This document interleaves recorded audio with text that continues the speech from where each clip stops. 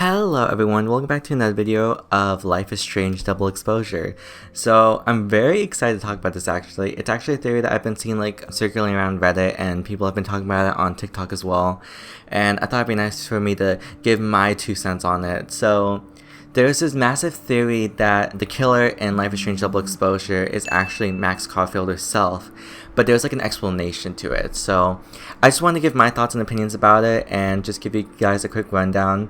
So in the gameplay that we saw actually like pretty earlier, like I think it was about like a month or two ago. Actually, it was like way more than a month or two ago, I think. But the gameplay we saw from Life is Strange Double Exposure showed Sophie getting killed, obviously, and there was some like weird hints towards it where it seems like there was like some supernatural element towards it, obviously, because we know Max's powers obviously were kind of triggered at that moment, but she didn't exactly use her ability at that moment of the game just because I don't think she knew she had that. She thought she still had her rewind powers, and throughout the various gameplay clips that we've seen, we can see her powers kind of malfunctioning and things are kind of like, the timeline is essentially just breaking.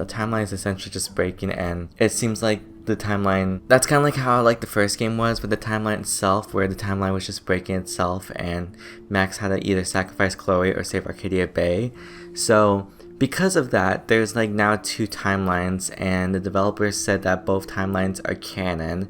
And I was trying to figure out like what they mean by this, just because of the fact that it's a little bit weird that they would make 2 timelines just be canon like in itself. Like it's kind of, they explained it very weird. I'm like still not understanding it, but like I'm kind of now having like a better understanding with this theory that I've been seeing people talk about, where there's this big theory, which really does seem likely at this point, that there's actually 2 Max Caulfields in the same universe. So because Max in the game, we've seen her switch between timelines herself, there's the question on like where's the other Max Caulfield in that timeline specifically.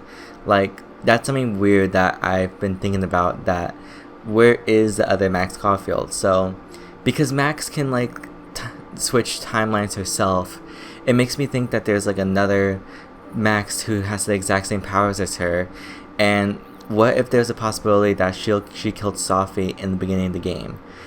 It's a big stretch of a theory, because there's the question on like why Max would do that, because we know Max is a good girl and she would never do anything bad like this. So it's just kind of weird for it to be like considered like an evil Max kind of arc. But it made me think, and like a lot of people have pointed this out, was that in the beginning of the game it teased about like a meteor or something, but I don't think it was shown as a threat. I have to like look back specifically, but people have been like mentioning about how the meteor could be like the alternative for the storm, like how in the first game was about the storm, and then now this game is about like a meteor launching to Earth.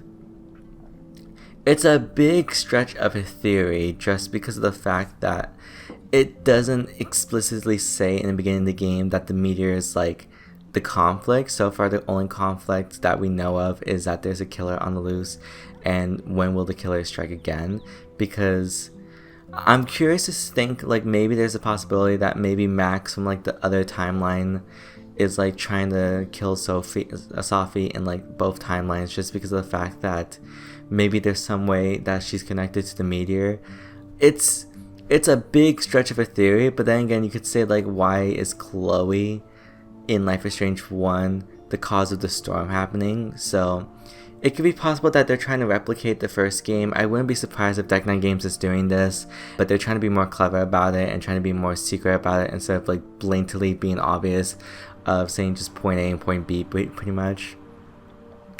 But yeah, if Deck 9 Games does do this, where there's actually 2 Max Caulfields in like both timelines, and it's actually like explained and we actually interact with the other Max, I would actually like enjoy that a lot, in my personal opinion, just because of the fact that this would have been like legitimately clever, depending on like the route they go with this. But a lot of people worry about this being like a generic murder mystery story, which it kind of is at the moment. But regardless, I want to know your guys' opinion about it. Life is Strange is coming pretty soon. I think it's coming in actually in a couple of weeks. I actually did pre-order the Ultimate Edition, I think it's called, so I will be playing it early. It was very expensive, so the game better be damn good.